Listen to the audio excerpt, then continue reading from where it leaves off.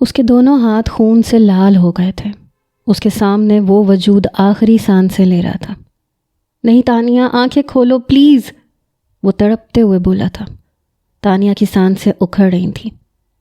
بھائی، اس نے اپنے سامنے بیٹھے اپنے جان سے عزیز بھائی کو دیکھا، جس نے ساری زندگی اسے بالکل شہزادیوں کی طرح رکھا تھا۔ اسے بچا لیں، ایک دوسری تانیہ کو تباہ ہونے سے بچا لیں، وہ اکھڑی سانسوں کے دوران بمشکل کہہ سکی۔ کچھ نہیں بولو، بس ایمبولینس آ رہی ہے، میں تمہیں ہاسپٹل لے کے جاؤں گا، تمہیں کچھ نہیں ہوگا، تم بالکل ٹھیک ہو جاؤ گی۔ اس کی آنکھوں سے آنسو بہہ رہے تھے، جنہیں وہ اپنے ہاتھ کی پشت سے رگڑتے ہوئے صاف کر رہا تھا۔ اس کے دونوں ہاتھ خونم خون ہو گئے تھے۔ تانیہ کی آنکھیں بند ہو رہی تھیں۔ نہیں بھائی، میرا وقت آ گیا ہے، پلیز آپ مجھ سے وعدہ کریں، میرے جانے کے بعد آپ اس کی حفاظت کریں گے نا؟ پلیز بھائی، آپ ایک دوسری تانیہ کی زندگی تباہ نہیں ہونے دیں گے۔ وہ تڑپتی ہوئی چیخی تھی۔ اس کی قمیص کا دامن بہت تیزی سے سرخ ہو رہا تھا اور اس کے سامنے بیٹھے اس کے بھائی کا دل بند ہو رہا تھا۔ اچھا بتاؤ مجھے، کس کی بات کر رہی ہو؟ اس نے تانیہ کو باتوں میں لگا کے اس کا دھیان بھٹکانا چاہا۔ وہ میری دوست، بہت مشکل سے وہ اتنا ہی کہہ سکی۔ کون ہے وہ تانیہ؟ اس کی آنکھیں بند ہو رہی تھیں۔ اس کے بھائی نے اس کا گال تھپ تھپایا۔ بھائی اسے بچا لیں، وہ اسے تباہ کر دیں گے، اس کا وہی حال کریں گے جو انہوں نے میرا کیا ہے، بلکہ وہ اس سے بھی بدتر حال کریں گے۔ آپ اسے بچا سکتے ہیں، میں جانتی ہوں، وہ میری دوست ہے۔ تانیہ کا سانس اکھڑنے لگا تھا، آنکھیں بند ہو رہی تھیں۔ اس کے چہرے کا سارا خون نچڑ گیا تھا، چہرہ حد سے زیادہ سفید ہو گیا تھا اور اس شخص کو اپنی جان ہتھیلیوں سے نکلتی محسوس ہو رہی تھی۔ میں تم سے وعدہ کرتا ہوں تانیہ، جس نے بھی یہ کیا ہے اسے جان سے ماروں گا۔ وہ اپنی آنکھوں کی نمی سختی سے رگڑتے ہوئے اس بار بہت مضبوطی سے بولا تھا۔ آنکھوں میں خون اتر آیا تھا۔ تانیہ کے سارے جسم میں تکلیف کی لہریں اٹھ رہی تھیں۔ اس کے زخم کے مقام سے خون نکلتا جا رہا تھا۔ وہ بہت مشکل تھوڑا سا اوپر اٹھی، پھر اس نے اپنے بھائی کے کان کے پاس جھکنا چاہا۔ بھائی، اسے بچا لیں۔ کون ہے وہ؟ اگلے ہی پل سوال ہوا۔ رمائزہ ہاشمی۔ اتنا کہتے ہوئے تانیہ کی سانسیں اٹکنے لگی۔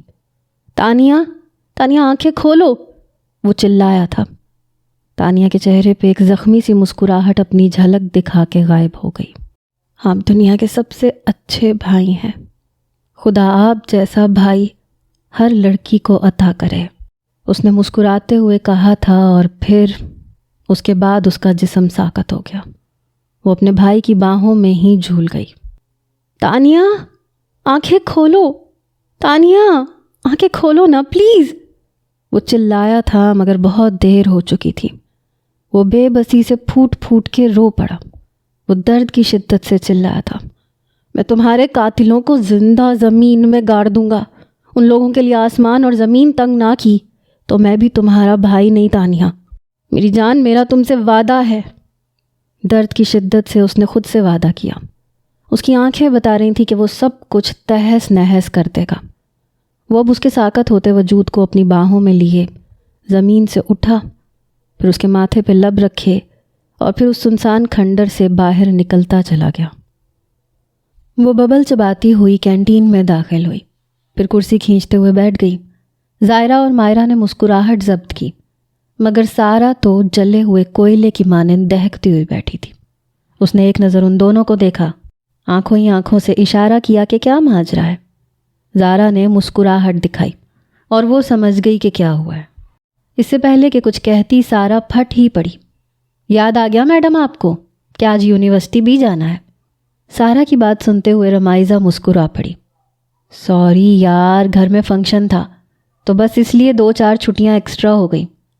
اس کی بات سنتے زارا اور مائرہ کے کہے بے ساختہ تھے اور سارا مزید دب گئی۔ ہائے، 2-4 چھٹیاں ایکسٹرا؟ تم پورے 2 ہفتے بعد آئی ہو۔ تمہارے بھائی کی شادی تھی یا پھر کوئی سوگ تھا جو 2 ہفتے تک تم نے یونیورسٹی کی شکل تک نہیں دیکھی؟ سارا کا غصے کے مارے برا حال تھا۔ رمائزہ نے دانت نکالے۔ میں نے تو تم لوگوں کو انوائٹ کیا تھا، تم تینوں اپنی مرضی سے ہی شادی میں نہیں آئی۔ اس نے کندھے اچکائے۔ اس بار مائرہ بولی، یار تمہیں پتہ تو ہے ایگزام سر پہ ہیں اور ہمارے پاس شادی دیکھنے کا ٹائم نہیں تھا۔ خیر تم بتاؤ کیسی رہی شادی؟ بہت اچھی تھی، رمائزہ چہکی تھی۔ اچھا شادی دیکھ آئیں، ہمیں ٹریٹ کون دے گا؟ زارا نے بھی اب گفتگو میں اپنی ٹانگ اڑائی تو وہ دونوں مسکرا پڑی۔ چلو یار اس کا موڈ خراب ہے، تم لوگوں کو ٹریٹ دینے چلتی ہوں، اس کا موڈ بھی اچھا ہو جائے گا، اس نے سارا کو دیکھتے ہوئے کہا جو منہ موڑ چکی تھی۔ وہ دونوں تو فٹ سے اٹھ گئیں مگر سارا ویسی ہی بیٹھی تھی۔ چلو اب اٹھ بھی جاؤ ڈرامے باز، اس نے ہاتھ پکڑتے ہوئے سارا کو کھڑا کیا۔ میں تم سے ناراض ہوں، سارا نے ابھی بھی منہ پھلا رکھا تھا تو رمائزہ ہنس دی۔ تمہیں پتہ ہے تمہیں دیکھ کے مجھے تانیہ بہت یاد آتی ہے، وہ بھی ایسی ہی ہوا کرتی تھی۔ اس کی بات سنتے ان سب کے چہروں پہ ایک زخمی سی مسکراہٹ آئی۔ تمہارا ویسے تانیہ سے کوئی رابطہ ہوا ہے یا نہیں؟ اس بار زارا نے پوچھا۔ رمائزہ نے نفی میں سر ہلایا۔ اس کی آنکھوں کے سامنے بہت سارے ماضی کے منظر ابھرے تھے، آنکھوں میں نمی آن ٹھہری۔ تانیہ اس کی زندگی میں سب سے بہترین دوست تھی، ان دونوں نے سالوں ساتھ پڑھا تھا، مگر کچھ مہینے پہلے ہی اس نے اپنا ٹرانسفر دوسرے شہر کروا لیا تھا کیونکہ اس کی فیملی دوسرے شہر شفٹ ہو گئی تھی۔ اس کے بعد اس کی کبھی تانیہ سے نہ کوئی بات ہوئی نہ ملاقات۔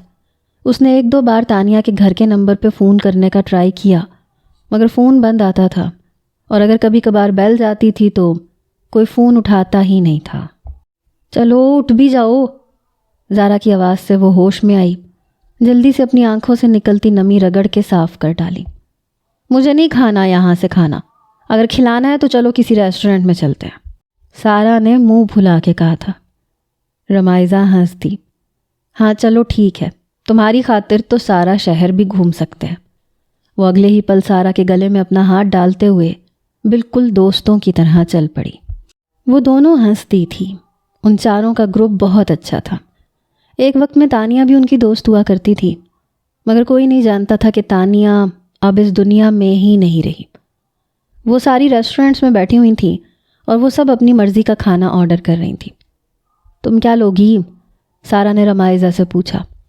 ہمیشہ کی طرح 1 پلیٹ بریانی اور 1 پلیٹ سینڈوچ، رمائزہ نے مسکراہٹ ضبط کی تھی، مگر آج اس کا ساتھ لینے کے لیے، اس کی پلیٹ شیئر کرنے کے لیے تانیہ کہیں نہیں تھی۔ نہ جانے کیوں لیکن آج اسے تانیہ کی بہت شدت سے یاد آ رہی تھی۔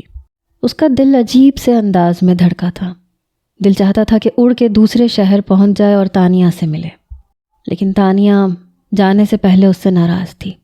ان کی ایک چھوٹی سی بات پہ لڑائی ہو گئی تھی، اس لیے وہ ناراضگی میں ہی چلی گئی، اور رمائزہ کو لگ رہا تھا کہ تانیہ ابھی بھی اس سے ناراض ہی ہے۔ بات اتنی بھی بڑی نہیں تھی جتنا بڑا اس نے ایشو بنا لیا تھا۔ اسے تانیہ سے معافی مانگ لینی چاہیے، کیا پتہ اسی لیے اس کے گھر والے اس کا فون بھی نہیں اٹھاتے۔ اپنی سوچوں کے دوران انہوں نے کھانا کھایا، مگر آج وہ سوچ چکی تھی کہ گھر جا کے بھائی سے بات کرے گی کہ اسے تانیہ سے ملنا ہے اور تانیہ کا پتہ کروائیں۔ آخر اس کا باپ شہر کا سب سے امیر شخص تھا اور وہ اس ملک کی سیاست کو لیڈ کرنے کے لیے سیاست میں بھی شامل ہو چکا تھا۔ اس کا بھائی اپنے باپ کے نقش قدم پہ چل رہا تھا۔ سارے شہر میں اس کے بھائی کا ایک رعب اور دبدبہ تھا، اور کچھ دن پہلے ہی اس کے بھائی کی شادی ہوئی تھی۔ وہ ریسٹورنٹ سے باہر نکل آئیں مگر رمائزہ مسلسل تانیہ کو ہی سوچ رہی تھی۔ نہ جانے کیوں آج اسے تانیہ بہت شدت سے یاد آ رہی تھی، اور کیوں آ رہی تھی اس کیوں کا جواب فی الحال رمائزہ کے پاس تو تھا نہیں۔ وہ سب گاڑی میں بیٹھ رہی تھیں، رمائزہ نے ہی گاڑی ڈرائیو کرنی تھی، اس لیے وہ گاڑی کی فرنٹ سیٹ کی طرف آئی۔ اس سے پہلے کہ وہ گاڑی میں بیٹھتی، نہ جانے کہاں سے 3-4 مرد کالے لباس میں چہرے پہ ماسک پہنے آئے اور ان کی گاڑی کے آس پاس کھڑے ہو گئے۔ ایک نے گن رمائزہ کے ماتھے پہ رکھی اور صدا کی ڈرپوک رمائزہ کی تو چیخیں نکل گئیں۔ یہ کیا بدتمیزی ہے، کون ہو تم لوگ؟ سارا نے کچھ غصے سے گرجتے ہوئے پوچھا۔ خبردار، خاموش، تم لوگوں کی آواز نہ نکلے ورنہ اس گن میں موجود ساری گولیاں تم چاروں کے آر پار ہو جائیں گی۔ ان میں سے ایک کچھ غصے سے دھاڑا تھا۔ کیا چاہتے ہو تم لوگ؟ زارا نے کچھ ہمت کرتے پوچھا۔ ہمیں صرف یہ لڑکی چاہیے، تم لوگوں سے کوئی دشمنی یا کوئی سروکار نہیں ہے، اس لیے خاموشی سے ایک سائڈ پہ ہٹ جاؤ۔ ان میں سے صرف ایک ہی بول رہا تھا، باقی تینوں خاموش کھڑے تھے۔ وہ ڈرتی ہوئی ایک سائڈ ہٹ گئی۔ اس سے پہلے کہ رمائزہ کچھ کہتی، ایک نے آگے بڑھ کے رمائزہ کے سر پہ گن کی پچھلی سائڈ ماری تو رمائزہ کی آنکھوں کے سامنے اندھیرا چھایا۔ اس کے بعد کیا ہوا کچھ یاد نہیں، پھر وہ ہوش و حواس سے بیگانہ ہو گئی۔ 2 لوگ اسے اٹھا کر پاس کھڑی ایک وین میں لے گئے اور باقی 2 ان تینوں کے سر پہ ہی کھڑے رہے۔ سارا انہیں غصے سے گھور رہی تھی۔ تم جانتے نہیں ہو اسے وہ کس کی بیٹی ہے اور کس کی بہن ہے۔ اس کا باپ اور بھائی تم لوگوں کے ٹکڑے ٹکڑے کر دے گا۔ سارا نے بنا ڈرے بنا گھبرائے غصے سے کہا تھا۔ ان دونوں میں سے وہ کچھ زیادہ مضبوط تھی۔ وہ دونوں خاموش کھڑے رہے۔ جیسے ہی وین اسٹارٹ ہوئی وہ دونوں بھی وہاں سے ہٹ گئے۔ پھر وہ چاروں بیٹھے اور وین فراٹے بھرتی آگے نکل گئی۔ ان کے جانے کے بعد مائرہ اور زارا کے چہرے پہ پریشانی امڑ آئی۔ وہ رمائزہ کو کیوں لے گئے؟ ہم کیسے دوست ہیں، اسے روک کیوں نہیں پائے؟ زارا تو رونے ہی لگی تھی۔ فکر مت کرو، سفیان بھائی ان سب کو دیکھ لیں گے، سارا نے سنجیدگی سے کہا اور جلدی سے سفیان بھائی کا نمبر ڈائل کیا۔ چوتھی بیل پہ فون اٹھا لیا گیا۔ اس کے بعد اس نے سارا واقعہ سفیان بھائی کو سنا دیا، جسے سنتے سفیان آگ بگولا ہو گیا۔ تم لوگ وہیں رکو، میں ابھی آ رہا ہوں۔ ان تینوں کو سختی سے ہدایت کرتا ہوا سفیان جلدی سے گاڑی کی جانب بھاگا تھا۔ وین ایک سنسان سڑک پہ رکی ہوئی تھی۔ وہ ان چاروں کے سامنے کھڑا تھا۔ یار ہم لڑکی کو تو لے آئے ہیں لیکن تم کیا کرو گے؟ ایک نے دوستانہ لہجے میں سوال پوچھا۔ میرے دماغ کے سارے کھانے بند ہیں فی الحال، میں کچھ نہیں جانتا۔ تم لوگ بس مجھے کچھ سوچنے سمجھنے کے لیے وقت دو۔ تم لوگوں نے اسے میرے حوالے کر کے میری مدد کی ہے، اس کے لیے میں تم لوگوں کا شکر گزار ہوں، مگر فی الحال تم لوگ غائب ہو جاؤ، یہاں رہنا خطرے سے خالی نہیں ہے۔ اتنا کہتے وہ آگے بڑھا اور وین میں بے ہوش پڑی رمائزہ کا کندھا ہلایا، مگر شاید وہ ابھی تک بے ہوش تھی۔ تم لوگوں نے اس کے ساتھ کیا کیا ہے؟ وہ پیچھے پلٹا اور دھیمے لہجے میں چلایا۔ کچھ نہیں، مزاحمت نہ کرے اس لیے بس بے ہوش کر دیا، ان میں سے ایک بولا تھا، اور سامنے کھڑے اس 5ویں مرد کے چہرے پر غصے کے دبے دبے تاثرات نمایاں ہوئے۔ اسے اگر ایک خراش بھی آئی تو تم لوگوں کو میں یہیں زندہ زمین میں گاڑ دیتا، وہ چلایا تھا۔ اسے کیوں اتنا غصہ آیا تھا اسے معلوم نہیں تھا۔ پھر آگے بڑھتے رمائزہ کے وجود کو باہوں میں بھر لیا، پھر پاس کھڑی اپنی گاڑی تک آیا، فرنٹ ڈور کھولا، اسے وہاں بٹھایا، ڈرائیونگ سیٹ سنبھال لی اور گاڑی وہاں سے نکلتی چلی گئی۔ وہ سنجیدگی سے ڈرائیونگ کر رہا تھا۔ آدھے گھنٹے میں ہی وہ شہر سے کافی دور نکل آیا تھا۔ ایک نظر چہرہ موڑے پاس بے ہوش پڑی رمائزہ پہ بھی ڈال رہا تھا۔ وہ خود نہیں جانتا تھا اس نے ایسا کیوں کیا، شاید دل کے ہاتھوں مجبور ہو گیا تھا، لیکن فی الحال کے لیے اسے کچھ سمجھ نہیں آ رہی تھی کہ کیا کرے۔ وہ جو اپنی سوچوں میں الجھا ہوا تھا، رمائزہ کا حرکت میں آنا نوٹ نہ کر سکا۔ رمائزہ نے اپنی آنکھیں کھولیں، کچھ دیر کے لیے خالی دماغ آس پاس دیکھتی رہی، پھر اس کی نظر پاس بیٹھے اس مرد پر گئی۔ وہ جو کوئی بھی تھا بہت خوبصورت تھا، 26 سالہ، کالی آنکھوں والا، سفید چہرہ جس پہ اس وقت سرخی چھائی ہوئی تھی، ہلکی سی بیئرڈ، کثرتی اور چوڑا سینہ۔ وہ جو کوئی بھی تھا مشرقی شہزادہ ہی لگ رہا تھا۔ وائٹ شرٹ اور بلو جینز میں سنجیدگی سے گاڑی ڈرائیو کر رہا تھا۔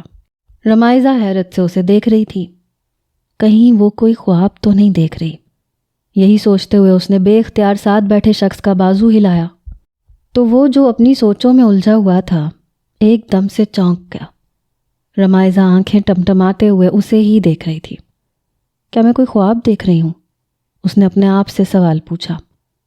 نہیں محترمہ، یہ حقیقت ہے، سامنے بیٹھے شخص نے کچھ سختی سے کہا۔ رمائزہ حیران ہوئی۔ تم کون ہو؟ سنجیدگی سے سوال پوچھا۔ میرا نام داؤد میر ہے، وہ بھی اسی سنجیدگی سے بولا۔ داؤد میر؟ مگر جہاں تک میری معلومات ہے میں کسی داؤد میر کو نہیں جانتی۔ اور ہاں مجھے یاد آیا، مجھے تو کسی نے کڈنیپ کیا تھا، تو کہیں وہ تم تو نہیں؟ رمائزہ کافی مزے سے بولی، جیسے اسے مزہ آیا تھا۔ داؤد نے اس بات میں سر ہلایا اور اگلے ہی پل رمائزہ کے چہرے کی مسکراہٹ گہری ہوئی۔ واہ، کیا میں سچ میں اغوا ہو گئی ہوں؟ مجھے تو یقین ہی نہیں آ رہا۔ وہ ایکسائٹڈ ہوتی آس پاس دیکھ رہی تھی۔ ہم کہاں جا رہے ہیں؟ ایک بار پھر داؤد سے پوچھا۔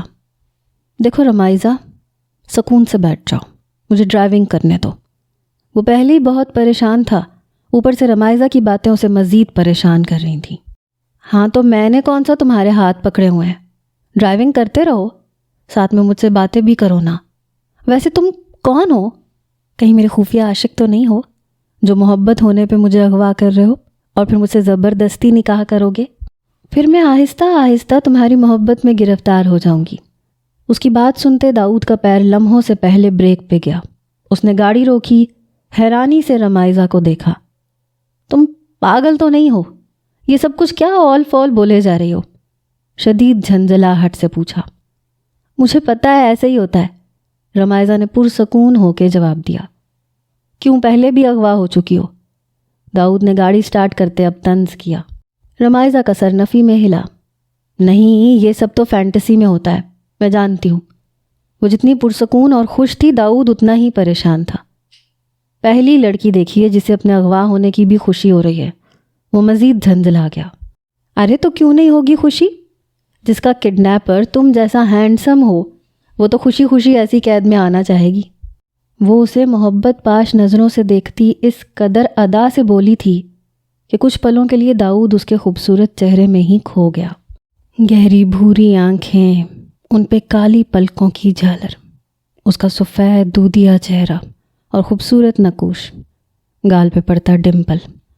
21 سالہ رمائزہ خوبصورتی اور حسن میں شاید سارے شہر کی لڑکیوں کو مات دے چکی تھی۔ رمائزہ نے اس کے سامنے چٹکی بجائی تو وہ ہوش میں آیا اور دوبارہ گاڑی کو سڑک پہ بھگانے لگا۔ سچ بتاؤ، تم پہلے کبھی اغوا ہوئی ہو؟ داؤد میر نے جھنجھلا کے پوچھا تھا۔ نہیں، یہ تجربہ کافی دلچسپ رہا، رمائزہ ہاشمی مزے سے بولی، جیسے وہ اغوا نہ ہوئی ہو بلکہ کسی تفریحی پارک میں آئی ہو۔ اس کے اطمینان پہ وہ اش کر اٹھا۔ تمہیں ڈر نہیں لگ رہا؟ جانے کیا سوچ کے وہ پھر سے پوچھ بیٹھا۔ نہیں، بلکہ مجھے بھوک لگ رہی ہے، اس نے پرسکون لہجے میں کہا اور کھڑکی سے باہر دیکھنے لگی، جبکہ اس عظیم الشان جواب پہ داؤد میر کا دل چاہا اپنے بال نوچ لے۔ وہ یہ کیسی بلا اپنے گلے میں ڈال بیٹھا تھا۔ وہ خاموشی سے دوبارہ گاڑی ڈرائیو کرنے لگا۔ کچھ منٹ ہی گزرے تھے جب دوبارہ رمائزہ کی زبان میں کھجلی ہوئی۔ پیارے کڈنیپر، کچھ کھلا دو، مجھے بہت بھوک لگ رہی ہے۔ اس نے ریسٹورنٹ میں بھی کچھ نہیں کھایا تھا کیونکہ تب وہ پریشان تھی، اب زیادہ بھوک لگ رہی تھی۔ کچھ کرو، وہ غصے سے گرجی تھی۔ داؤد نے پاس ہی ایک ریسٹورنٹ کے باہر گاڑی روکی۔ جاؤ اب کچھ کھانے کو بھی لا دو۔ وہ 2 منٹ تک جب گاڑی میں ہی بیٹھا رہا تو وہ جھنجھلا کے بولی، ہاں، تاکہ تم بھاگ جاؤ اور میرا مشن ادھورا رہ جائے۔ جس کام کے لیے تمہیں اغوا کیا ہے وہ کام تو کر لوں پہلے، سکون سے بیٹھی رہو۔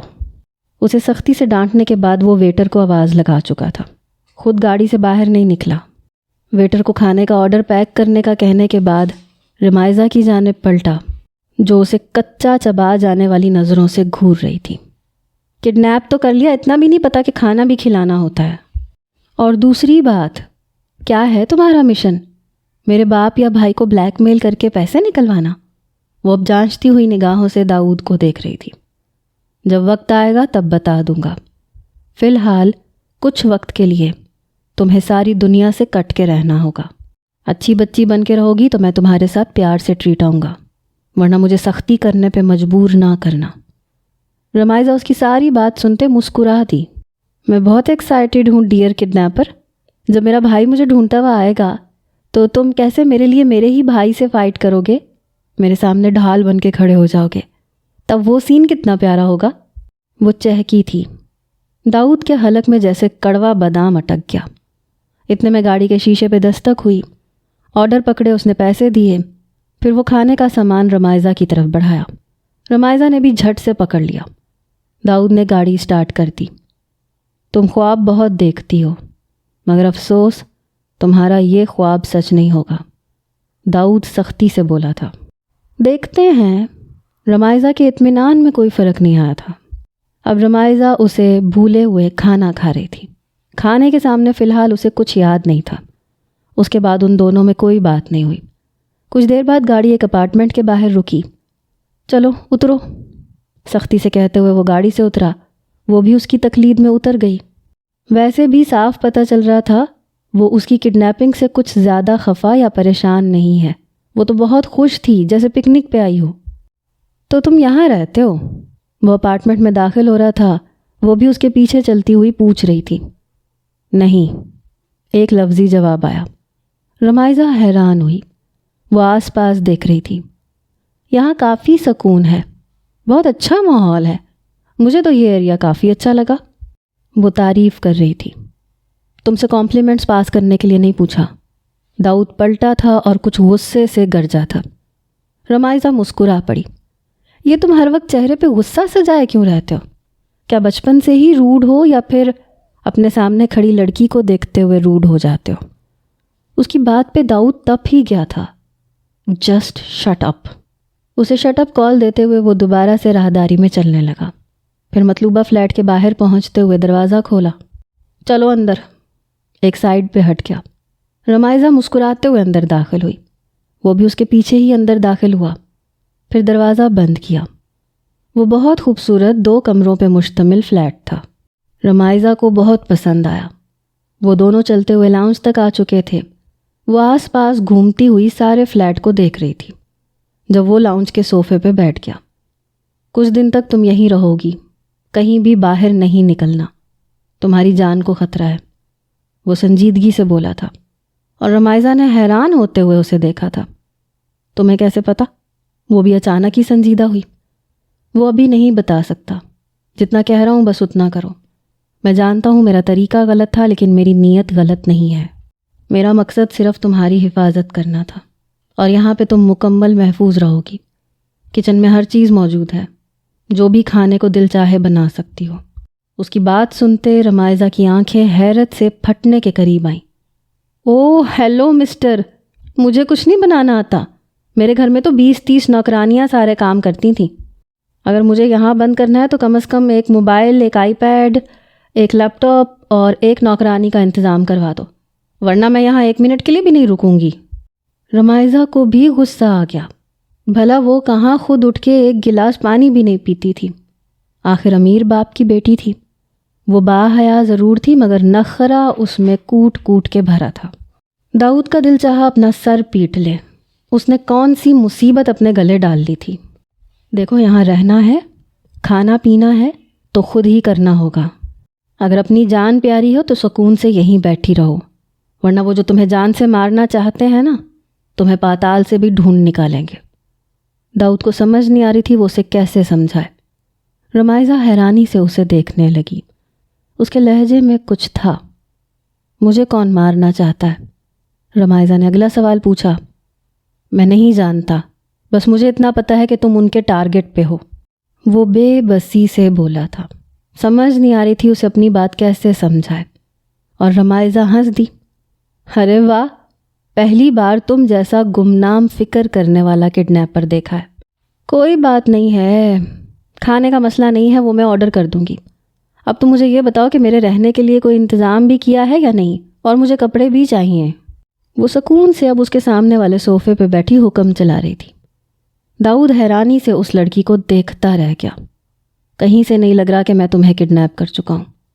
وہ حیران تھا۔ رمائزہ ہنس دی۔ ہاں بالکل ایسے لگ رہا ہے جیسے میں نے تمہیں کڈنیپ کیا ہے۔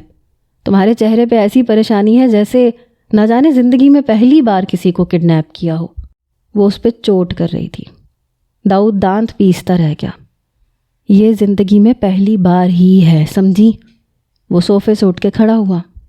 خیر، میں تمہارے لیے کل آتے ہوئے کچھ کپڑے لے آؤں گا، اور میں تمہیں پہلی بار وارن کر رہا ہوں رمائزہ، اس فلیٹ سے باہر کہیں مت نکلنا۔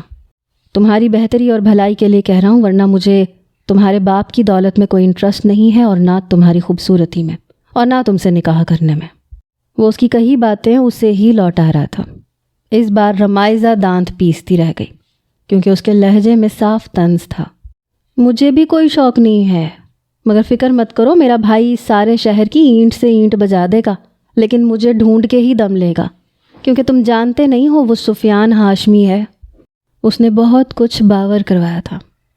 مجھے اس بات سے فرق نہیں پڑتا، مجھے جو ٹھیک لگا میں نے وہ کیا، داؤد نے سختی سے کہا تھا۔ رمائزہ ایک دم خاموش ہو گئی۔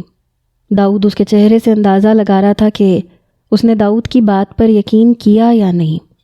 وہ صرف اپنی بہن تانیہ کے لیے اس کی حفاظت کرنے کی کوشش کر رہا تھا۔ مرنے سے پہلے تانیہ نے اس سے وعدہ لیا تھا اور اسے اپنی بہن کی خاطر اب اس لڑکی کو محفوظ رکھنا تھا۔ وہ لوگ کبھی بھی کسی بھی وقت رمائزہ کو نقصان پہنچا سکتے تھے۔ پورے 2 مہینے بعد جا کر اس نے رمائزہ کے بارے میں ساری انفارمیشن نکالی تھی، تو تب اسے پتہ چلا تھا کہ رمائزہ اس شہر کے جانے مانے سیاستدان عثمان ہاشمی کی بیٹی ہے۔ کچھ گھنٹے کے بعد وہ فلیٹ سے باہر نکل گیا۔ مجھے بہت سارے کام ہیں، مجھے جانا ہے۔ میں بار بار کہہ رہا ہوں کوئی بھی آئے تو دروازہ نہیں کھولو گی۔ میرے پاس فلیٹ کی چابی ہے، میں خود ہی اندر آ جاؤں گا۔ اور ہاں، کل تمہارے لیے آتے ہوئے تمہاری ضرورت کی تمام چیزیں لے آؤں گا۔ اور جہاں تک رہی بات آئی پیڈ اور موبائل کی، تو وہ تمہارے لیے فی الحال بند ہے۔ اندر LCD لگی ہوئی ہے، جو دل چاہے وہاں پہ دیکھنا۔ اوکے، چلتا ہوں۔ وہ رمائزہ کو ہکا بکا چھوڑے فلیٹ سے باہر نکل گیا اور رمائزہ خالی فلیٹ کو دیکھتی رہ گئی۔ کتنا بدتمیز تھا یہ، بس شکل سے ہی خوبصورت ہے۔ وہ اندر ہی اندر کلس رہی تھی۔ ویسے تو رمائزہ کو اپنی زندگی میں ایڈونچر کرنے کا بہت شوق تھا۔ رمائزہ شروع سے ہی ہنس مکھ خوش رہ کے زندگی جینے والی لڑکی تھی۔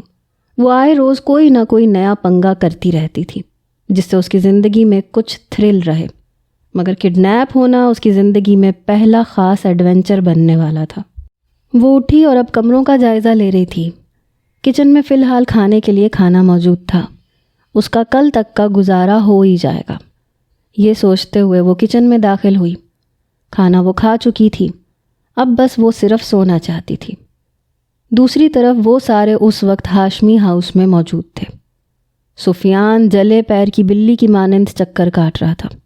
پچھلے 4 گھنٹوں سے اس نے سارے شہر کی پولیس کو دوڑا دیا تھا، مگر فی الحال ابھی تک رمائزہ کا کوئی بھی نام و نشان پتہ بھی نہیں چلا تھا۔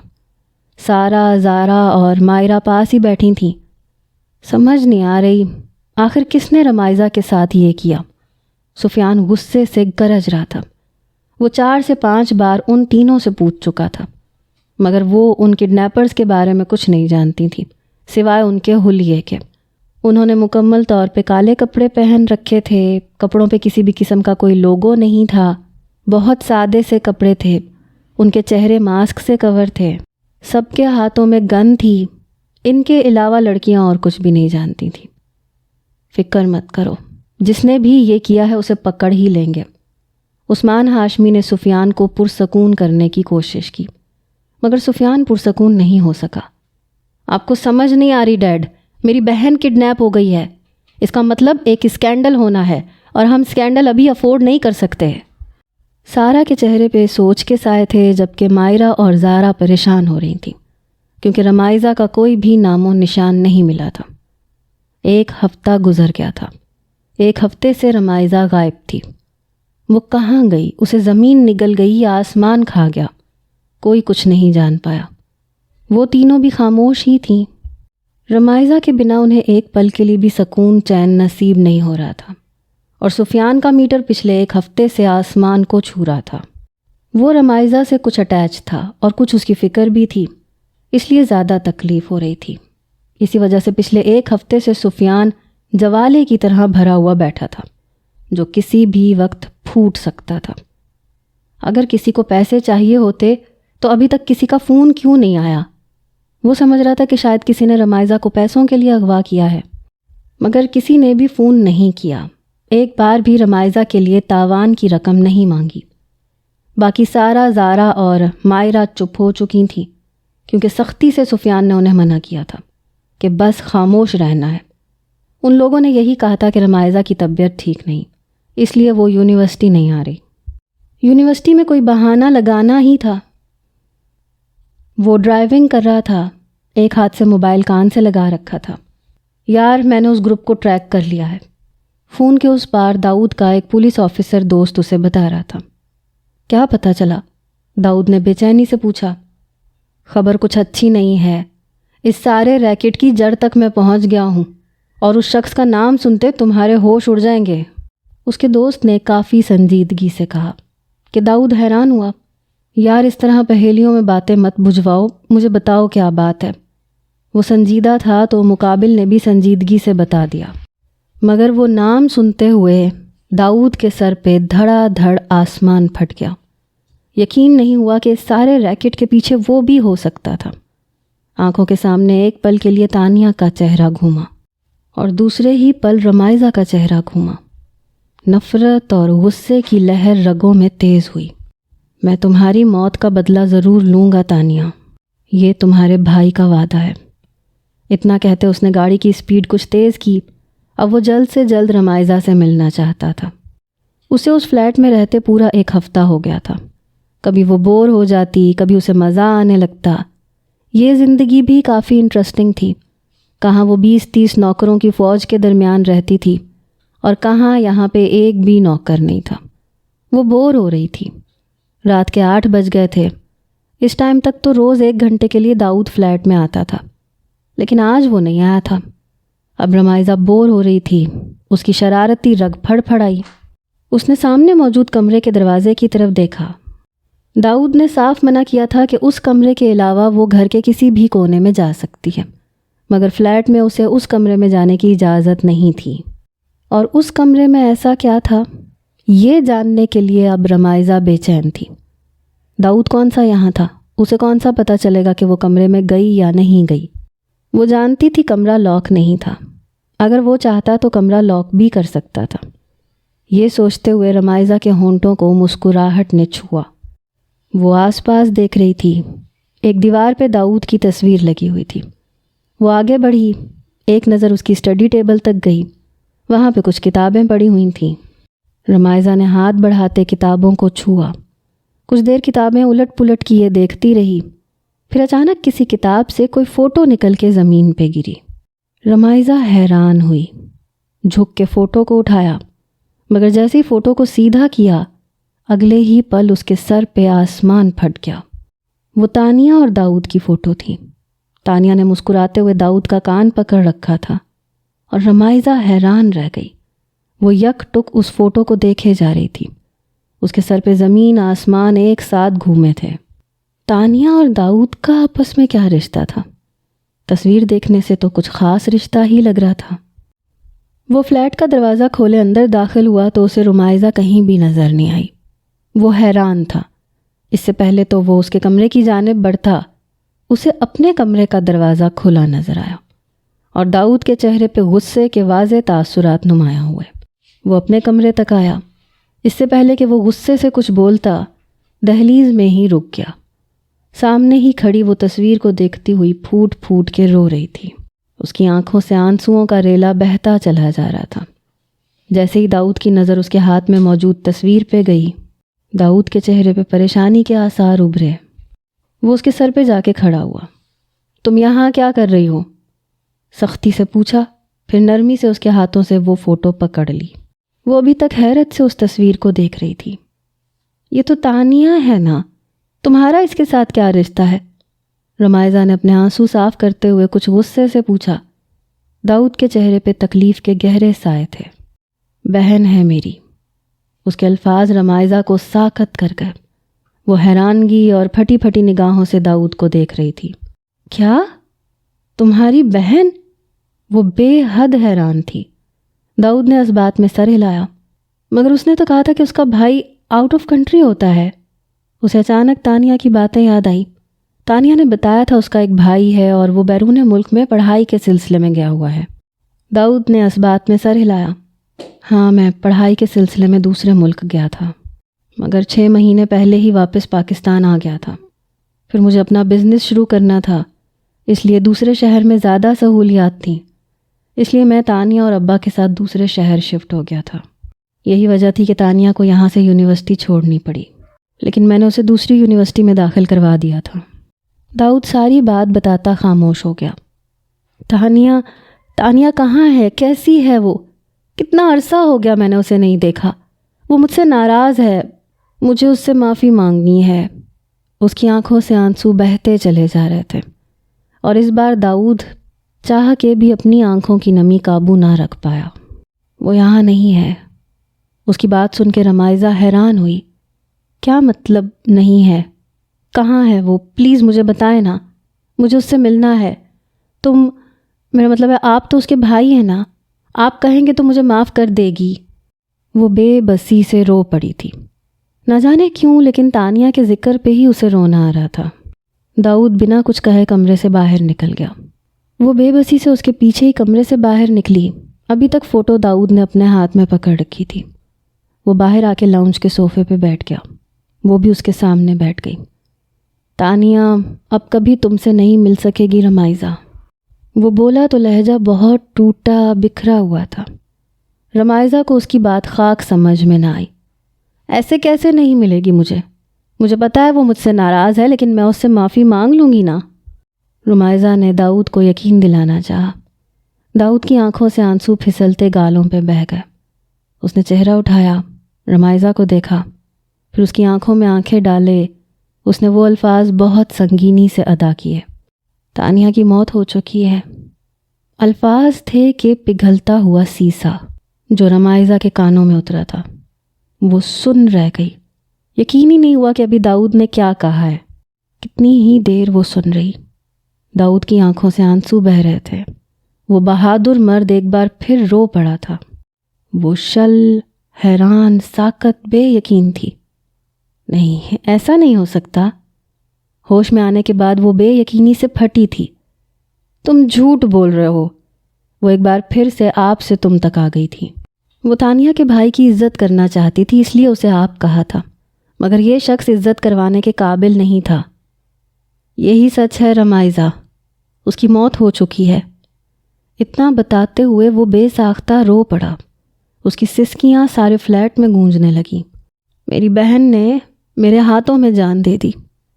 وہ رو رہا تھا اور رمائزہ کی آنکھوں سے آنسو بہتے چلے جا رہے تھے۔ بہت دیر کے بعد وہ اس سچ کو پروسیس کر پائی کہ وہ ختم ہو چکی ہے۔ اس کی دوستی، اس کی دوست، سب کچھ مٹی تلے جا سویا۔ کیسے ہوا یہ سب؟ مجھے جاننا ہے، اس کی موت کیسے ہوئی؟ اس نے خود کو بہادر بنانے کی کوشش کرتے ہوئے داؤد سے پوچھا۔ 2 ماہ پہلے اسے یونیورسٹی چھوڑ کے میں آفس گیا تھا۔ اس دن میں کچھ لیٹ ہو گیا تھا۔ یونیورسٹی سے واپسی پہ کسی نے اسے کڈنیپ کر لیا۔ اس دن وہ لوکل ہی سے ہی گھر آ رہی تھی، مگر وہ ان لوگوں کو چکما دیتی بھاگ نکلی۔ وہ لوگ اسے کسی فارم ہاؤس پہ لے کے گئے تھے، مگر بھاگنے سے پہلے اس نے وہاں پہ ایک لڑکی کی فوٹو دیکھی تھی جس کے پیچھے اگلا ٹارگٹ لکھا تھا، اور وہ تمہاری فوٹو تھی۔ رمائزہ بے حد بے یقینی اور حیرانگی سے داؤد کو دیکھ رہی تھی۔ وہاں سڑک کے باہر چھوٹی سی ایک دکان پہ بنے ایک PCO سے اس نے مجھے فون کیا۔ اس نے دکاندار سے وہاں کا ایڈریس پوچھا، مجھے بتایا۔ میں وہاں فوراً بھاگا پہنچا، لیکن دیر ہو چکی تھی۔ جب تک میں وہاں پہنچا وہ لوگ تانیہ کے پیچھے ہی تھے۔ شاید ان لوگوں نے تانیہ کو PCO سے فون کرتے دیکھ لیا تھا۔ تانیہ وہاں سے بھی بھاگ گئی تھی۔ وہ کوئی سنسان سا کھنڈر تھا۔ میں وہاں پہنچا، میں تانیہ کو بچا چکا تھا، وہ میرے پاس کھڑی تھی۔ وہ لوگ ہمارے سامنے کھڑے تھے۔ میں نے تانیہ کو اپنے پیچھے کر رکھا تھا۔ میں نہیں جانتا ایک پل میں کیا ہوا۔ وہ لوگ تانیہ کو مجھ سے مانگ رہے تھے، مگر میں نفی میں سر ہلا رہا تھا۔ پھر اچانک ان میں سے کسی نے گولی چلا دی، لیکن وہ گولی مجھے نہیں لگی، وہ گولی تانیہ کو لگ گئی۔ وہ میرے سامنے آئی اور مجھ پہ آئی گولی خود کھا لی۔ وہ سب لوگ وہاں سے ڈرتے ہوئے بھاگ گئے اور میں تنہا رہ گیا۔ میں تانیہ کو بچا نہیں پایا، لیکن مرنے سے پہلے اس نے کہا تھا کہ ان لوگوں کا اگلا ٹارگٹ تم ہو۔ میں تمہیں بچا لوں۔ پورے 2 مہینے میں تمہیں ڈھونڈتا رہا۔ پھر 2 مہینے بعد مجھے پتہ چلا کہ تم کہاں رہتی ہو۔ سمجھ نہیں آئی کہ کیا کروں، اس لیے میں نے تمہیں کڈنیپ کر لیا۔ وہ ساری بات بتاتا پھوٹ پھوٹ کے رو پڑا تھا۔ کون تھے وہ لوگ؟ کس نے مارا تانیہ کو؟ وہ اسی بات میں اٹک گئی تھی۔ وہ لوگ ہیومن آرگن ریکٹ چلاتے تھے۔ لڑکیوں کو فری میڈیکل ٹیسٹ کے بہانے ان لوگوں کے سارے ٹیسٹ وہ لے لیتے تھے۔ پھر بلیک مارکیٹ میں جس کا آرگن جس کے ساتھ میچ ہوتا تھا اسی لڑکی کو وہ اغوا کر لیتے تھے، اور اس کا آرگن نکالنے کے بعد لڑکی کی لاش کو سمندر کنارے پھینک دیتے تھے، اور ان کی اگلی ٹارگٹ تم تھی۔ الفاظ تھے کہ پگھلتا ہوا سیسا جو رمائزہ کے کانوں میں اترا تھا، اسے یاد آیا اس نے 2 مہینے پہلے اپنا ایک ٹیسٹ کروایا تھا۔ اس کا مطلب ان کی اگلی شکار رمائزہ ہونے والی تھی۔ وہ پھوٹ پھوٹ کے رو پڑی۔ وہ دونوں رو رہے تھے، بس فرق اتنا تھا کہ اب داؤد بے آواز رو رہا تھا اور رمائزہ با آواز۔ وہ مجھ سے ناراض تھی، میں اس سے معافی مانگنا چاہتی تھی، مگر وہ مجھ سے ناراض ہی اس دنیا سے چلی گئی۔ میں کیا کروں؟ میری دوست مجھے معاف کیے بنا چلی گئی، میں کیسے اس سے معافی مانگوں گی؟ یہ تم نے کیا کیا تانیہ؟ مجھے بچانے کے لیے اپنی موت کو دعوت دے دی۔ تم تو مرنے کے بعد بھی دوستی کا حق ادا کرنا نہیں بھولی، اور میں کیسی دوست تھی؟ تمہارا عطا پتہ ہی نہیں رکھا۔ وہ رو رہی تھی، وہ سسک رہی تھی، وہ تڑپ رہی تھی، اور داؤد خاموش بیٹھا تھا۔ اس واقعے کو 1 مہینہ مزید گزر گیا۔ وہ پچھلے 1 مہینے سے داؤد کے فلیٹ میں ہی تھی۔ داؤد روز آتا تھا، 1 گھنٹہ وہاں اس کے پاس رکتا تھا، اس کی ضرورت کی ہر چیز لاتا تھا۔ وہ جو کھانے کی فرمائش کرتی وہ لے آتا تھا، پھر واپس اپنے گھر چلا جاتا۔ یہ اپارٹمنٹ اس نے تانیہ کے کہنے پہ ہی لیا تھا۔ تانیہ کو یہ اپارٹمنٹ بہت پسند تھا۔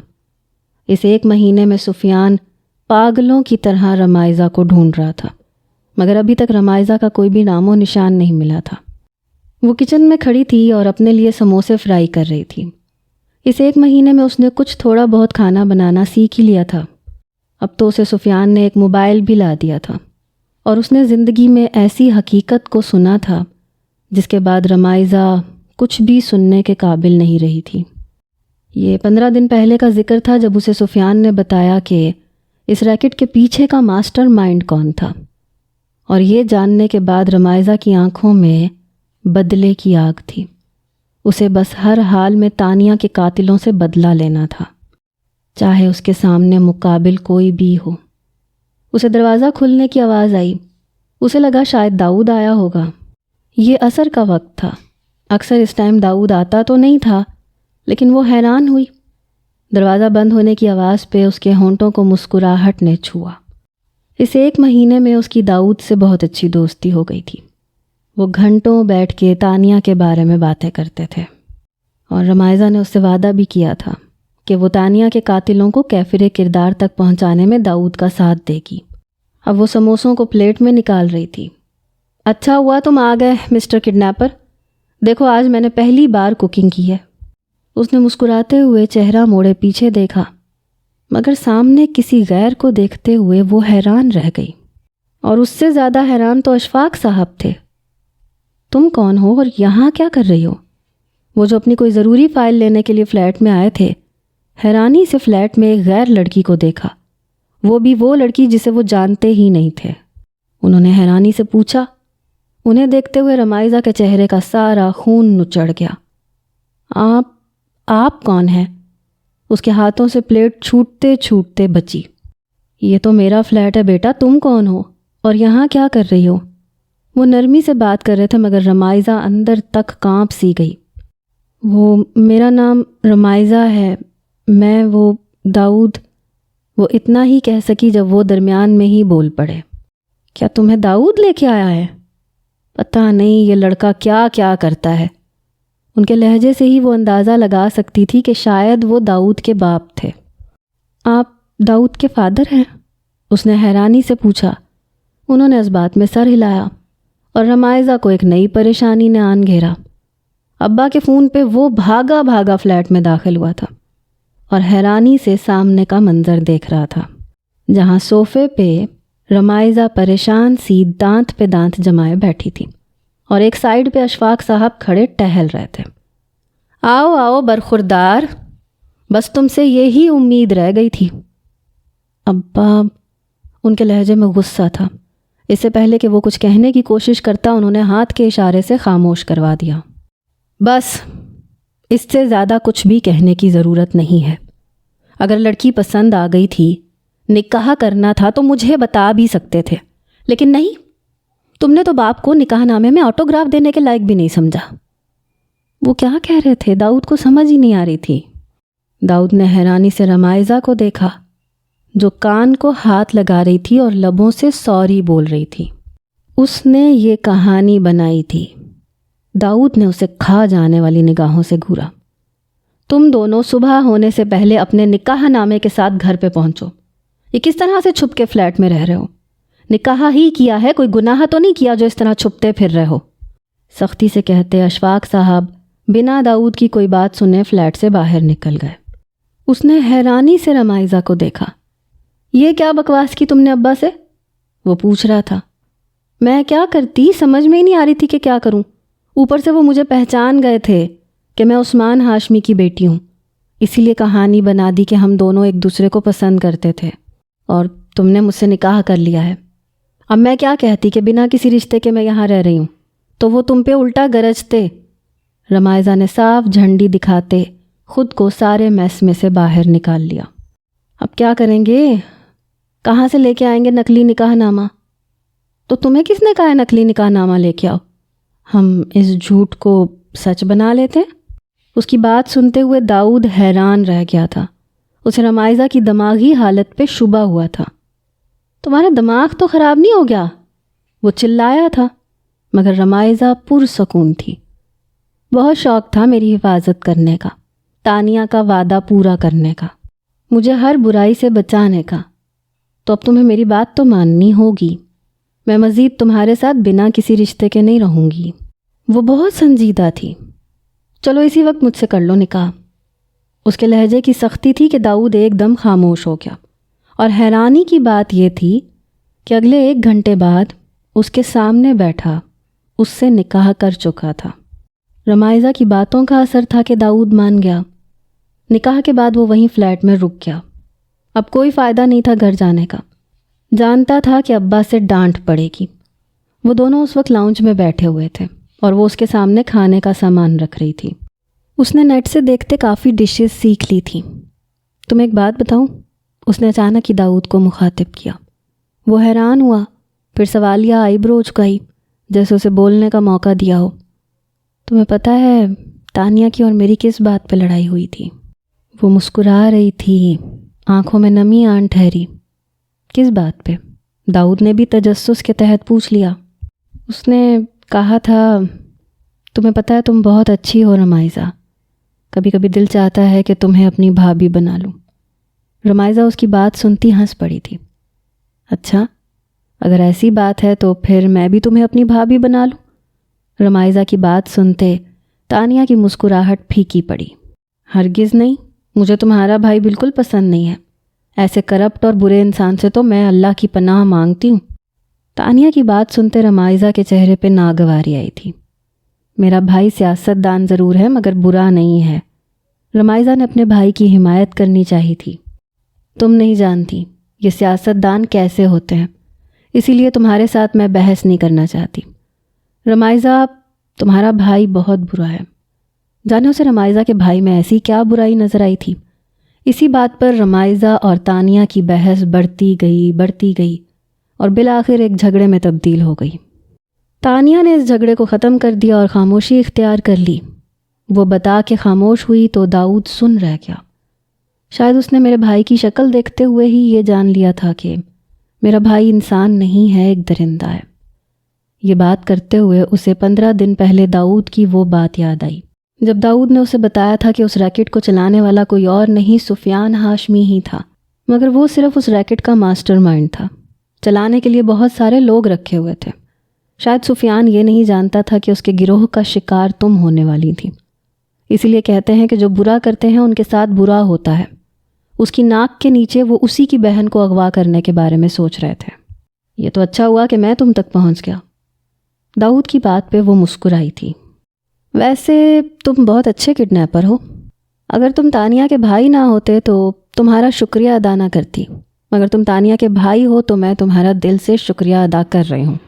وہ مسکرائی تھی۔ داؤد نے حیرانی سے اس کے چہرے کو دیکھا۔ وہ مسکراتی ہوئی پیاری لگتی تھی۔ صرف تانیہ کا بھائی ہوں، تمہارا کچھ نہیں لگتا اب؟ اس نے تازہ ہوئے نکاح کی جانب اشارہ کرتے پوچھا تو مائرہ ہنس پڑی۔ ہرگز نہیں۔ اس کی بات سنتے وہ بھی ہنس دیا۔ یہ اگلی صبح 8 بجے کا وقت تھا۔ وہ دونوں اب داؤد کے گھر کی طرف جا رہے تھے۔ راستے میں ہی رمائزہ نے زبردستی گاڑی رکوا دی۔ رکو، مجھے بھوک لگ رہی ہے، چلو کچھ کھانے چلتے ہیں۔ ریسٹورنٹ کو دیکھتے ہی بھوک لگتی ہے تمہیں؟ داؤد مسکراتے ہوئے گاڑی سے باہر نکل آیا۔ اس سے پہلے کہ وہ دونوں ریسٹورنٹ کی جانب بڑھتے، نہ جانے کہاں سے 7-8 گارڈز آئے اور جلدی سے انہوں نے داؤد کو بازوؤں سے دبوچ لیا اور فوراً رمائزہ کو پیچھے کیا، جیسے اسے حفاظت دینے کی کوشش کی۔ اتنے میں سفیان بھی قریب آیا۔ جب وہ دونوں بلڈنگ سے باہر نکل رہے تھے، سفیان کے ایک گارڈ نے انہیں دیکھ لیا تھا اور وہ لوگ تب سے ان کا پیچھا کر رہے تھے۔ سفیان کو بھی اطلاع کر دی گئی تھی۔ چھوڑو مجھے، چھوڑو، رمائزہ چلا رہی تھی، مگر گارڈز اگلے ہی پل داؤد کو موقع دیے بنا اسے مارنا شروع کر چکے تھے، جسے دیکھتے رمائزہ کی چیخیں نکل گئیں۔ سفیان اس کے پاس آیا۔ رمائزہ، تم ٹھیک تو ہو؟ اس شخص کی ہمت کیسے ہوئی تمہیں ہاتھ لگانے کی، تمہیں اغوا کرنے کی؟ وہ چلا رہا تھا، مگر رمائزہ نے اگلے ہی پل سفیان کو خود سے دور کیا۔ خبردار جو مجھے ہاتھ لگایا تو، میں کہہ رہی ہوں چھوڑو انہیں۔ وہ بہت مشکل سے خود کو گارڈ سے چھڑواتی ہوئی آگے بڑھی اور جلدی سے داؤد کے پاس پہنچتے ہوئے اس نے گارڈز کو دور دھکیلا۔ وہ سارے ایک دم سے دور ہو گئے۔ تم لوگوں کی ہمت کیسے ہوئی میرے شوہر کو ہاتھ لگانے کی؟ وہ چیخی تھی۔ اس کے بعد وہ آگے بڑھی اور داؤد کے سینے سے جا لگی کہ خود داؤد ساکت رہ گیا۔ وہ اتنی ایموشنل کیوں ہو گئی تھی؟ سب حیران ہوئے، اس کی آنکھوں سے آنسو بہہ رہے تھے۔ یہ کیا بکواس کر رہی ہو رمائزہ؟ سفیان غصے سے بولا تھا۔ یہ بکواس نہیں ہے، یہ شخص میرا محافظ اور میرا شوہر ہے۔ آپ کی ہمت کیسے ہوئی اسے ہاتھ لگانے کی؟ وہ گارڈز کو دیکھ کے دھاڑی تھی۔ گارڈز خاموشی سے چہرہ جھکا گئے۔ تم نے شادی کر لی، وہ بھی اس شخص سے جو تمہیں اغوا کر کے لے گیا تھا؟ سفیان حیرانگی سے پوچھ رہا تھا۔ اس شخص نے مجھے اغوا نہیں کیا، اس شخص نے مجھے آپ جیسے ظالم درندے سے بچایا ہے، اور آپ کو بھائی کہتے ہوئے شرم آ رہی ہے۔ جانتے ہیں بھائی کیسے ہوتے ہیں؟ تو اس شخص کو دیکھیں۔ وہ داؤد کے سینے پہ ہاتھ رکھتے ہوئے بولی، یہ شخص ایسا ہوتا ہے بھائی، جو اپنی بہن سے کیا ایک وعدہ نبھانے کے لیے کسی بھی غیر لڑکی کو حفاظت دے۔ آپ سے اچھا تو داؤد میر ہے سفیان ہاشمی۔ وہ چلائی تھی اور سفیان کے سر پہ جیسے دھڑا دھڑ آسمان پھٹ رہا تھا۔ رمائزہ، یہ تم مجھ سے کس لہجے میں بات کر رہی ہو؟ وہ حیرانگی سے پوچھ رہا تھا۔ آپ جیسے درندے سے اسی لہجے میں بات کی جاتی ہے۔ آپ کی وجہ سے تانیہ کی موت ہو گئی، میری جان سے عزیز دوست اس دنیا سے چلی گئی۔ اور سفیان ایک دم حیران رہ گیا۔ وہ اکثر سفیان سے تانیہ کا ذکر کرتی تھی اور وہ جانتا تھا کہ تانیہ اس کے لیے کیا ہے۔ یہ تم کیا کہہ رہی ہو؟ میں نے کیا کیا ہے تانیہ کے ساتھ؟ سفیان نے نرمی سے پوچھا۔ داؤد کے دونوں ہاتھ بے ساختہ اس کی کمر کے گرد آئے تھے۔ وہ ابھی بھی داؤد کے حصار میں کھڑی تھی۔ کیا کیا ہے آپ نے؟ آپ جیسا درندہ جو لڑکیوں کو اغوا کر کے بلیک مارکیٹ میں ہیومن ٹریفکنگ کا ریکٹ چلاتا ہے، اسے اتنا ہی نہیں پتا کہ اس کی اپنی بہن بھی ان کے نشانے پہ آ چکی ہے۔ اگر داؤد نے میری جان نہ بچائی ہوتی تو آپ کے وہ چمچے، ان کی اگلی شکار میں تھی۔ لیکن نہیں، آپ کو کیا فرق پڑتا ہے؟ آپ نے ایک بار بھی نہیں سوچا کہ آپ خود بھی ایک بہن کے بھائی ہیں، یا پھر آپ دولت کے لالچ میں اتنے اندھے ہو چکے ہیں کہ آپ حلال اور حرام کی تمیز بھول گئے۔ پچھلے مہینے پہلے مجھے تانیہ نے کہا تھا کہ تمہارا بھائی بہت برا ہے، اور آج مجھے یقین ہو گیا کہ تم واقعی بہت برے انسان ہو سفیان ہاشمی۔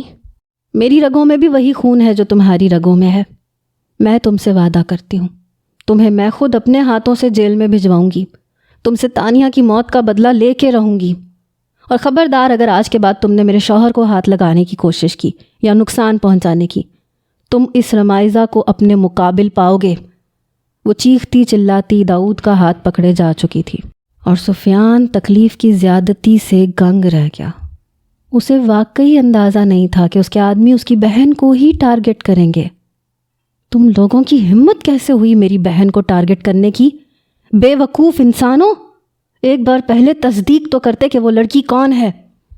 وہ اپنے سامنے کھڑے آدمیوں کو دیکھ کے دھاڑا تھا، جو سارے کرسی پہ بندھے تھے اور ان پہ کافی ستم کیا گیا تھا۔ سر، ہم نہیں جانتے تھے وہ آپ کی بہن ہوں گی۔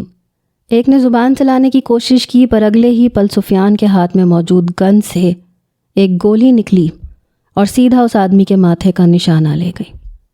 میری بہن پہ جو بری نظر ڈالے گا اس کا انجام یہ ہوگا۔ وہ بھی یہ سب کہہ ہی رہا تھا جب اچانک سائرن کی آواز چلنے لگی۔ نہ جانے کہاں سے پولیس اس کے خفیہ اڈے میں داخل ہوئی۔ اگلے ہی پل اس کے سارے آدمیوں کو حراست میں لے لیا گیا۔ سفیان نے بھاگنے کی کوشش نہیں کی تھی، اس نے خود ہی سرنڈر کروا دیا تھا۔ پولیس نے اس کے ہاتھوں میں ہتھ کڑی پہنائی۔ جب وہ باہر نکلا تو سامنے سڑک پہ ایک گاڑی کھڑی تھی اور وہ دونوں گاڑی کے پاس کھڑے تھے۔ رمائزہ کے چہرے پہ ایک مسکراہٹ تھی۔ قیامت کے دن میں اپنی ماں اور اپنی دوست تانیہ دونوں کو فخر سے کہہ سکوں گی کہ میں نے غلط کا ساتھ نہیں دیا۔ میں سرخرو ہو گئی۔ کاش آپ میرے بھائی نہ ہوتے۔ خدا ہر بہن کو داؤد میر جیسا بھائی عطا کرے۔ آج کے بعد ہماری کبھی ملاقات نہیں ہوگی۔ چلتی ہوں۔ اتنا کہتے وہ گاڑی میں جا کے بیٹھ گئی۔ داؤد نے ایک آخری نگاہ سفیان پہ ڈالی۔ اب پتہ چلا جب دوسروں کی بہنوں کی زندگیاں ان سے چھینتے ہیں تو کیسا محسوس ہوتا ہے۔ تم نے تو میری بہن کو مار کے مجھ سے دور کیا تھا، مگر تمہاری بہن جیتے جی تمہارے لیے خود کو مار چکی ہے۔ داؤد کے چہرے پہ ایک تمسخرانہ مسکراہٹ تھی۔ وہ صرف رمائزہ کو حفاظت دینا چاہتا تھا، مگر یہ سب اس نے سوچا نہیں تھا۔ سفیان کو بے بس دیکھتے سکون محسوس ہو رہا تھا۔ وہ بھی اپنی تانیہ کے لیے اتنا ہی بے بس ہوا تھا۔ وہ گاڑی ڈرائیو کر رہا تھا۔ وہ سنجیدگی سے ساتھ بیٹھی تھی۔ تمہیں پتہ ہے تانیہ نے مرنے سے پہلے آخری بات کیا کہی تھی؟ اچانک ہی خاموش گاڑی میں داؤد کی آواز گونجی۔ تانیہ کے ذکر پہ رمائزہ حیران ہوئی۔ کیا کہا تھا؟ اس نے بے حد بے چینی سے پوچھا۔ اس نے کہا تھا آپ دنیا کے سب سے اچھے بھائی ہیں، خدا ہر لڑکی کو آپ جیسا بھائی عطا کرے، اور آج تم بھی وہی بات کہہ رہی ہو۔ مجھے اچھا لگ رہا ہے۔ آج میں تانیہ کی نظروں میں سرخرو ہو گیا۔ وہ مسکرایا تو رمائزہ بھی مسکرا پڑی۔ تم نے ثابت کر دیا تم بہترین دوست ہو۔ تم نے وفاداری نبھائی اور خون کے رشتے بھی چھوڑ دیے۔ وہ واقعی اس لڑکی کی جرت پہ حیران تھا۔ رمائزہ کچھ نہیں بولی، آنکھوں میں نمی آن ٹھہری۔ تم اچھے انسان ہو۔ میں نہیں جانتی مجھے کب تم سے محبت ہو گئی، لیکن بس تمہیں مزید تکلیف میں نہیں دیکھ سکتی۔ میں ساری زندگی تمہارے ساتھ رہنے کے لیے تیار ہوں۔ مجھے ایک بھی نوکر نہیں چاہیے۔ میں اتنی قابل ہو چکی ہوں کہ ہم دونوں کے لیے کھانا بنا سکتی ہوں اور ہمارے گھر کو اچھے سے چلا سکتی ہوں، اور انکل کا بالکل ویسے خیال رکھ سکتی ہوں جیسے تانیہ رکھتی تھی۔ میں تانیہ تو نہیں ہوں، لیکن اس کی کمی کو پورا کرنے کی کوشش ضرور کروں گی۔ بات کے آخر تک اس کی آواز بھیگ گئی۔ داؤد نے اس کا ہاتھ پکڑ لیا۔ اس کے چہرے پہ سرخی چھائی۔ تمہیں پتہ ہے تانیہ نے اس کے بعد ایک بات اور کہی تھی۔ وہ حیران ہوئی۔ کیا کہا تھا؟ اس نے کچھ پریشانی سے پوچھا۔ اس نے کہا تھا رمائزہ کو بھائی بچا لیں، وہ لوگ اسے جان سے مار دیں گے، اسے اپنی عزت بنا لیجیے گا۔ میں چاہتی ہوں کہ وہ آپ کی بیوی بنے۔ میں نے ساری زندگی اسے اپنی بھابھی بنانے کا خواب دیکھا ہے۔ وعدہ کریں کہ آپ میرا یہ خواب پورا کریں گے۔ اس نے تانیہ کے الفاظ منوان دہرا دیے اور رمائزہ حیران رہ گئی۔ کیا واقعی ایسا تانیہ نے کہا تھا؟ وہ بے حد بے یقین تھی۔ داؤد نے اس بات میں سر ہلایا۔ پھر تم نے پہلے کیوں نہیں بتایا کہ تانیہ کی آخری خواہش کیا تھی؟ داؤد نے کندھے اچکائے۔ میں تمہاری زندگی میں محافظ کے طور پہ آنا چاہتا تھا، زبردستی شوہر بن کے مسلط نہیں ہونا چاہتا تھا۔ ویسے بھی تانیہ سے کیا ایک وعدہ نبھانے کے لیے تمہاری زندگی تباہ نہیں کر سکتا تھا، مگر جب تم نے کہا کہ تمہیں ہر حال میں مجھ سے نکاح کرنا ہے تو میں مان گیا، کوئی مزاحمت نہیں کی۔ لیکن تمہیں جاننے کے بعد میں نے جانا رمائزہ تم بہت اچھی ہو۔ جب ان گارڈز نے مجھ پہ ہاتھ اٹھایا تم کس طرح سے میری تکلیف پہ تڑپ اٹھی تھیں۔ میرے چہرے پہ ذرا سی چوٹ دیکھتے تمہیں کتنی تکلیف ہوئی تھی۔ تم بے ساختہ میرے قریب ہوئیں، میرے سینے سے لگ گئی تھیں۔ تم مجھے پروٹیکٹ کر رہی تھیں جو کوئی بھی نہیں کر سکتا۔ I don't know how and why but I am deeply in love with you۔ اتنا کہتے اس نے رمائزہ کے ہاتھ کو لبوں سے لگایا اور رمائزہ سر سے پیر تک بلش کر گئی۔ اب وہ دونوں واپس گھر جا رہے تھے، اس آشیانے کی طرف جو ان دونوں نے مل کے اب تعمیر کرنا تھا، اور دور کہیں شاید تانیہ کی روح کو سکون مل گیا تھا۔